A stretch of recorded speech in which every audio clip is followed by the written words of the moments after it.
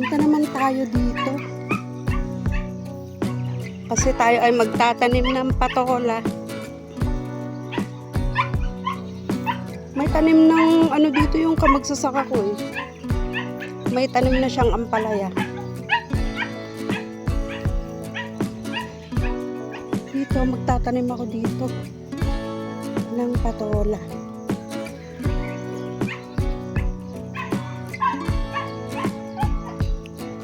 Dito sa taniman namin ng kambing. Magtanim tayo dito ng patola.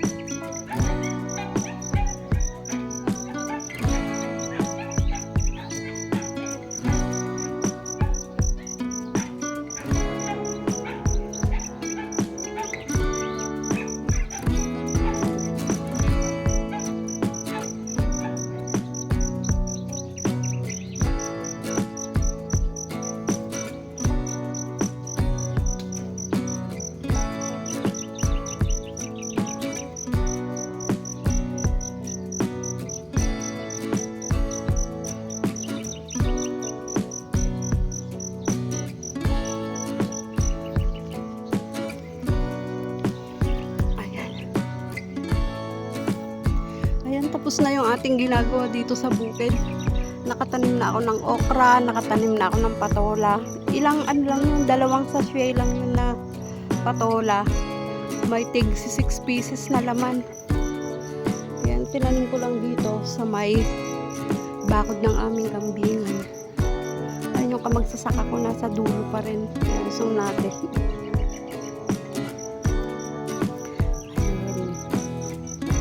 Itong part na to, nataniman niya na ito ng ampalaya. Kaya lang wala pang tumutubo. Kasi ilang araw pa lang naman. Di sana nga tumubo. Kasi yung bili ko dito sa binhi namin ng ampalaya, yung kalahating kilo is 1,000. Di sana nga tumubo. May nakalagay ng tulos dyan para alam niya kung nasaan yung mga hanggang doon. Para alam daw niya kung saan nakatanim. Ito yung inisprayhan niya ng pandamo. Namatay naman yung mga ibang damo. Mainit na. Yung mga kasama ko dito. Dito sa lupa ni sister ko, ayan yung mga gumagawa. Mga kasama niya yan sa project nilang lawa at binhi. Uuwi na yung iba. Kasi maagang lumusong yung iba. Yung mga bagong dating, maiiwan pa sila dyan. Marami sila kaya nga lang yung iba. Kukunti naman sila. Gawid kan, madam! Iso nasapa ka nga lusong. Ayan, classmate ko yan. Si Chocolate.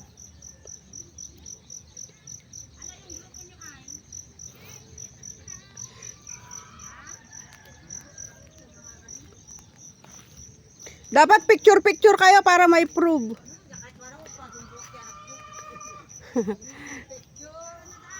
Ang daming bunga nitong langka ni sister ko.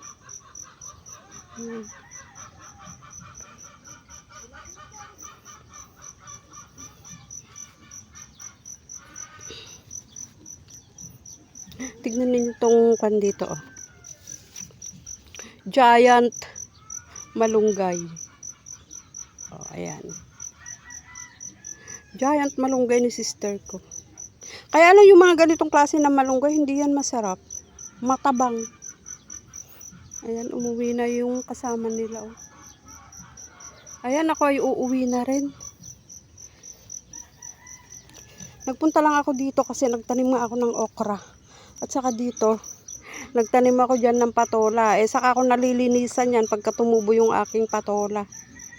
Tapos sabi ko palalagyan ko dito ng balag sa aking kamagsasaka, diba? Kaya lang dyan, may tanim naman na siya dyan na ampalaya. Ayan, tayo uli ay uuwi na. Ayan sila sister ko. Ayan, tayo ngayon ay uuwi na. Tapos na naman yung ating ganap dito sa bukid.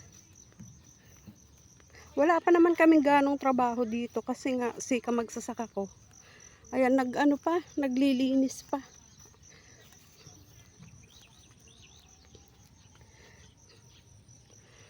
Ayun sila sister ko. Ayan, tayo ay uuwi na.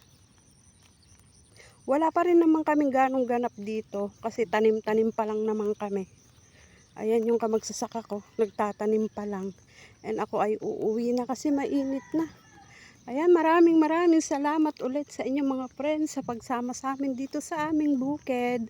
Ayan, thank you so much. Ingat-ingat kayong lahat. Bye-bye.